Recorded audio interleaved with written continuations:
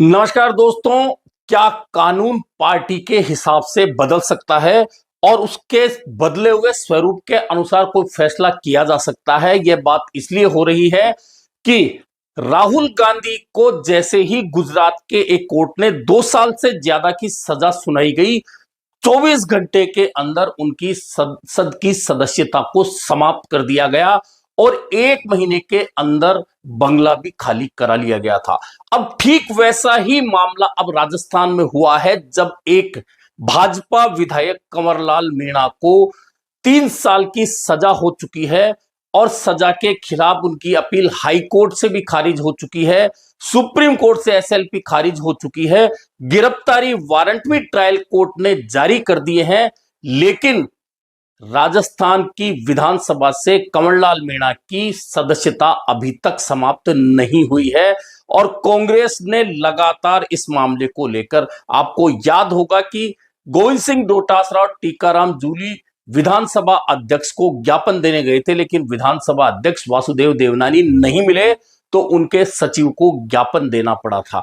उसके बाद नेता प्रतिपक्ष टीकाराम जूली ने विधानसभा अध्यक्ष से दोबारा बात की। अब चूंकि 3 साल की सजा के खिलाफ एसएलपी सुप्रीम कोर्ट से खारिज हो चुकी है, अब सुनवाई का विधायक के पास कोई मौका नहीं है।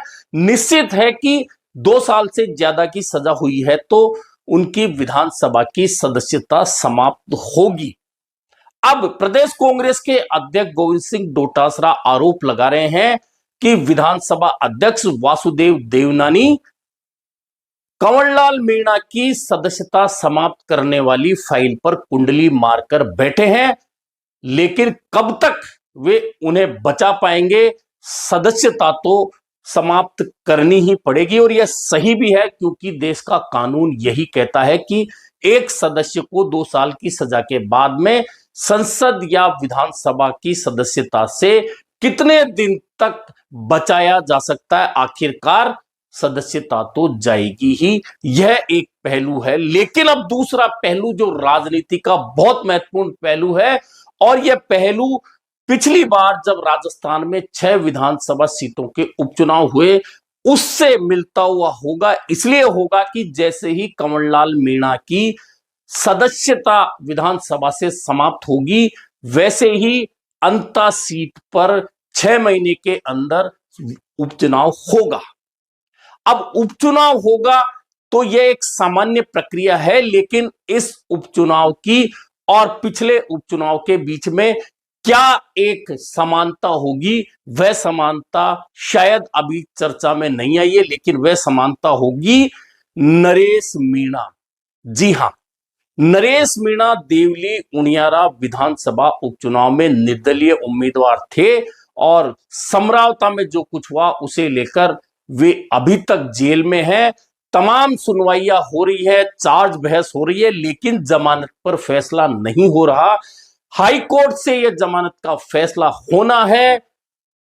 बाकी अदालतों में उनके जो केस चल रहे हैं उन पर लगातार सुनवाई चल रही है। कुछ केसों में बरी हो चुके हैं, कुछ में जमानत मिल चुकी है, लेकिन समरावता मामले को लेकर नरेश मीणा के परिजनों और समर्थकों के बीच में सरकार के साथ में चर्चा के बाद जो सहमति बनी थी उस पर अभी तक कोई कदम नहीं उठाया गया। खुद नरेश मीणा जब पिछली बार कोर्ट में आए थे पेशी पर, तो उन्होंने खुद ने कहा था मुख्यमंत्री ने जो वादा किया है वह निभाया जाना चाहिए। यह वह कहानी है। लेकिन देवली उनियारा और अंता में संभावित उपचुनाव में जो समानता है नरेश मीणा वाला प्रकरण में इसलिए बता रहा हूं कि उस विधानसभा उपचुनाव में नरेश मीणा की फैक्टर साबित होगा। अब आप कहेंगे कि वह जेल में है तो की फैक्टर कैसे साबित हो सकता है? इसलिए हो सकता है कि नरेश मीणा की जमानत अगर उस विधानसभा उपचुनाव, चूंकि अभी तक कंवरलाल मीणा की सदस्यता समाप्त नहीं और होनी है, यह तय है। सदस्यता जब समाप्त हो जाएगी तो विधानसभा चुनाव होंगे। अब वे कब होंगे यह तो सदस्यता समाप्त होने के बाद में निर्वाचन आयोग तय करेगा। अब नरेश मीणा की फैक्टर कैसे होंगे यह बता देता हूं। वह इसलिए होंगे कि आपको याद होगा कि 2023 का विधानसभा चुनाव जब हुआ था तो छबड़ा से नरेश मीणा उम्मीदवार बने थे निर्दलीय। कांग्रेस का टिकट चाहते थे लेकिन उन्हें टिकट नहीं मिला तो निर्दलीय चुनाव लड़ा और निर्दलीय चुनाव लड़ने के बाद 50,000 से ज्यादा वोट लेकर गए थे।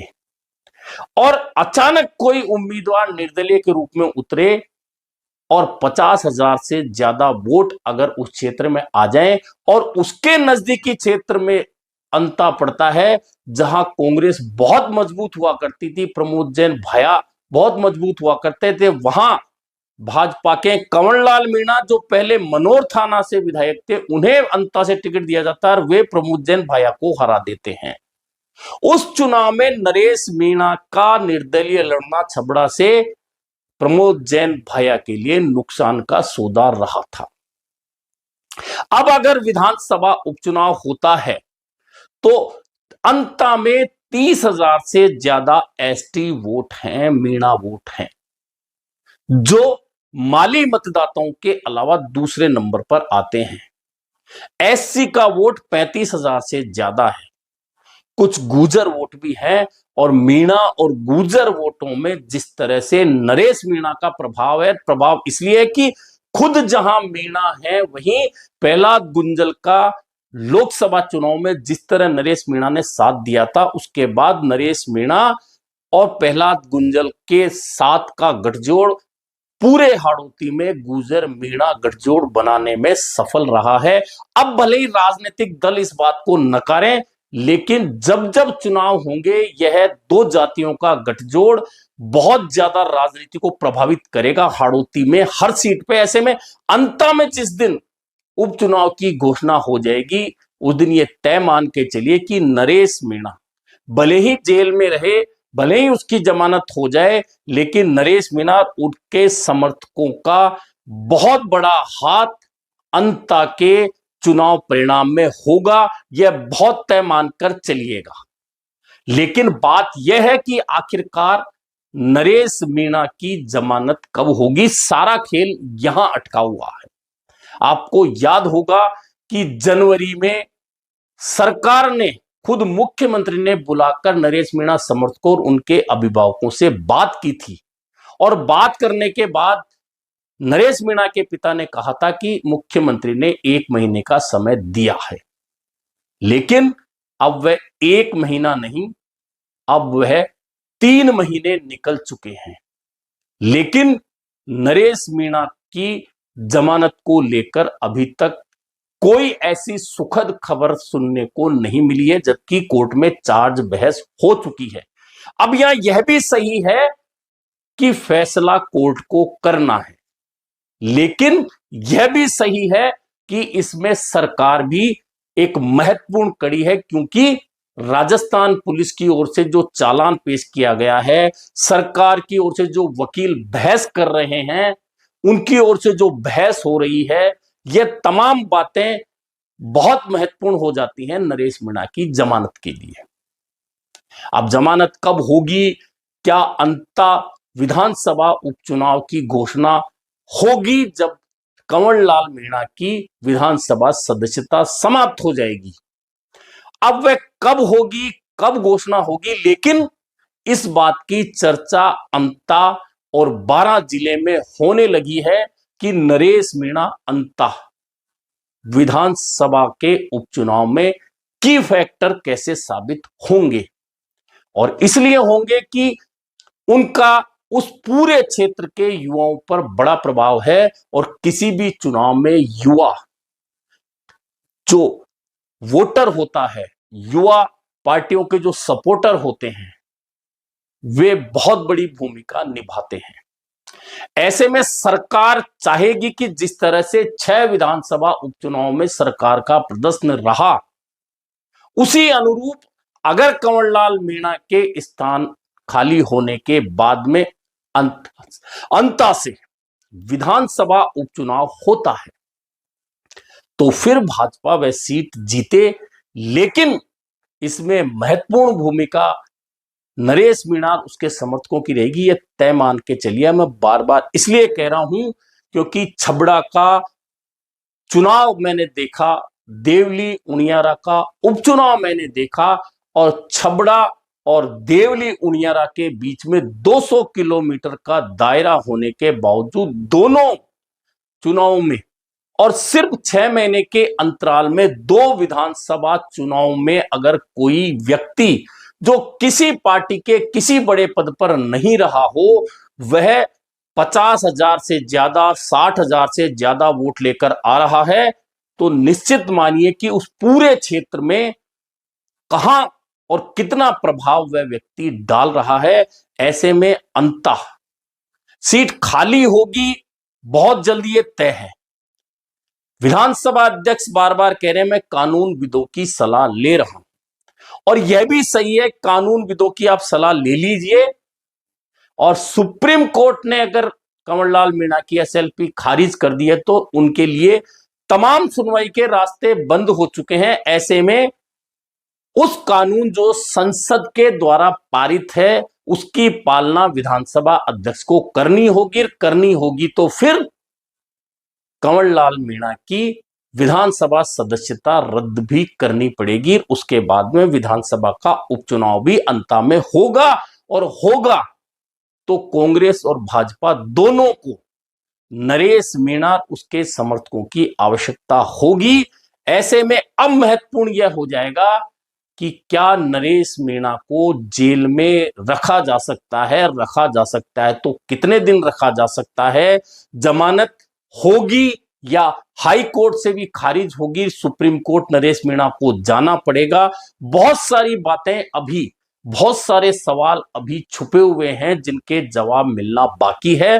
लेकिन अगर एक जवाब सबके सामने है तो वह यह है कि अब हाड़ौती की किसी भी सीट पर चुनाव होगा, चाहे वह उपचुनाव हो, चाहे 2028 में आने वाले विधानसभा चुनाव, उसमें प्रहलाद गुंजल और नरेश मीणा ने जो गठजोड़ 2024 में खड़ा कर दिया गुर्जर मीणा का, वह बहुत ज्यादा प्रभावी होने वाला है।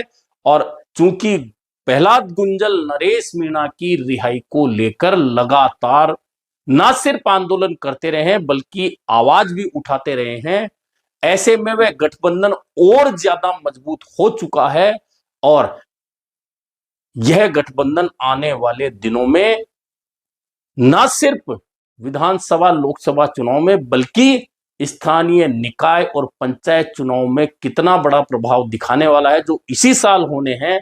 यह उस समय के परिणाम स्पष्ट रूप से उजागर करेंगे। अब इस बात को सरकार, भाजपा, कांग्रेस और कौन कौन समझ रहा है यह उन पर डिपेंड करता है। लेकिन यह तय मान के चलिए कि जैसे ही कंवरलाल मीणा की सदस्यता विधानसभा से समाप्त होगी और उपचुनाव की तैयारियां शुरू होगी, तो नरेश मीणा भले ही जेल में है, चाहे वह छूटकर आ जाए उस दौरान, लेकिन वह की फैक्टर होगा।